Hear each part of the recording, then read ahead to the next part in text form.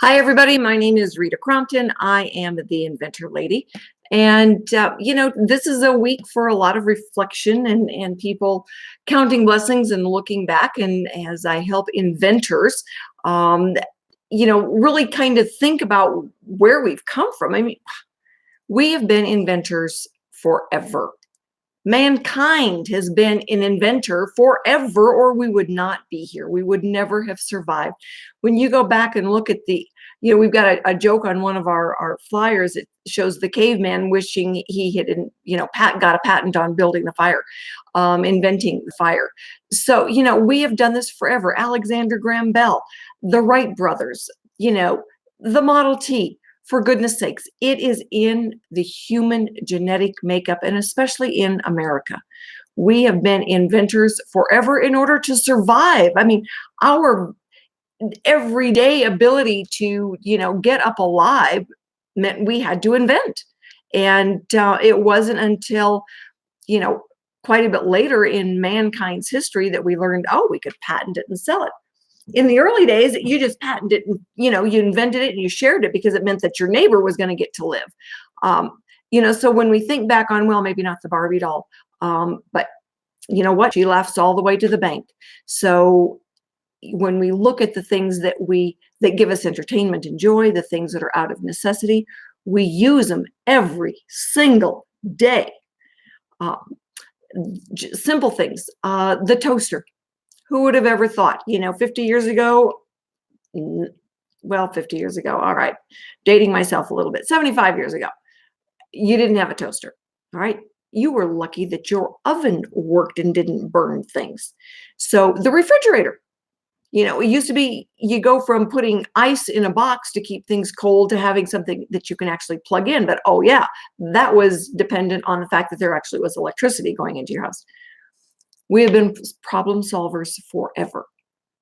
So when we think about this holiday season, go back and look at the things that are in your kitchen, the playroom, the garage that are made out of duct tape and cardboard that you used to solve a problem, whether it was cleaning the gutters or grooming the dog or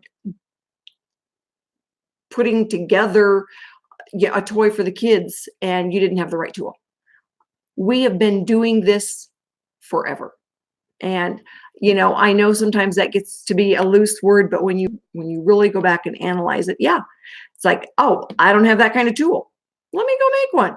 Oh, I need something that'll do this. Let me go make one. Look where we've come with suitcases. I mean, honestly, I'm surprised they don't roll by themselves. As we get drivable cars, you'll probably have a drivable suitcase. There's things that I think about. It's like, I wish there was something that would do this thing. I wish there was, what I wish for? I wish there was a doggy door that would open when my dog's face print hit the door, not some skunk or a rabid something that I don't want in my house or a stranger's dog dragging some kind of junk in. I wish it was my dog's face and that doggy door would register and it would open up, and otherwise it would be locked solid. That's what I wish for.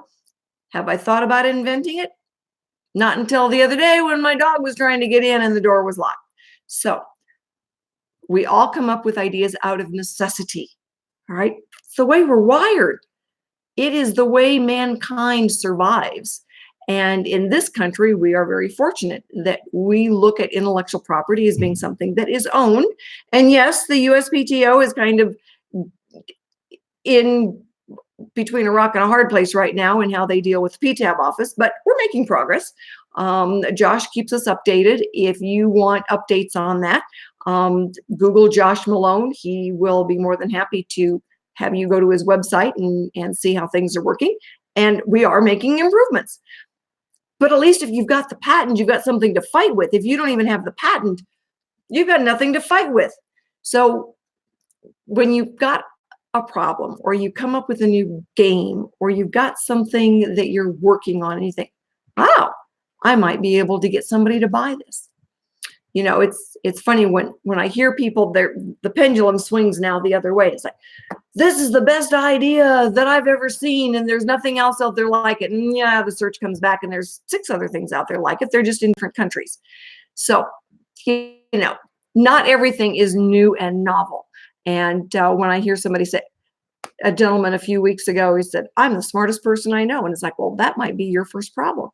So when we look at helping inventors get from I have an idea to the marketplace, we really look at that guidance. I had a young man call me today and he goes, I've got a couple of ideas and I just can't get anybody to give me information that sounds right, that sounds usable, that sounds like a path I could be on.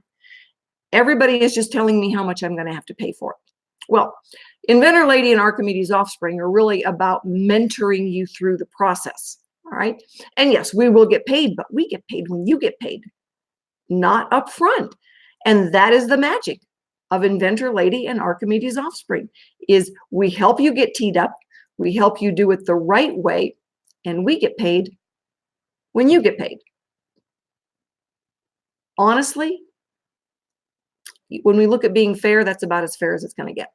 And for those service providers out there who want to get paid first, we have a problem with you. All right? Work first, pay later. My name is Rita Crompton. I'm the Inventor Lady. Enjoy your turkey. I'll talk to you tomorrow.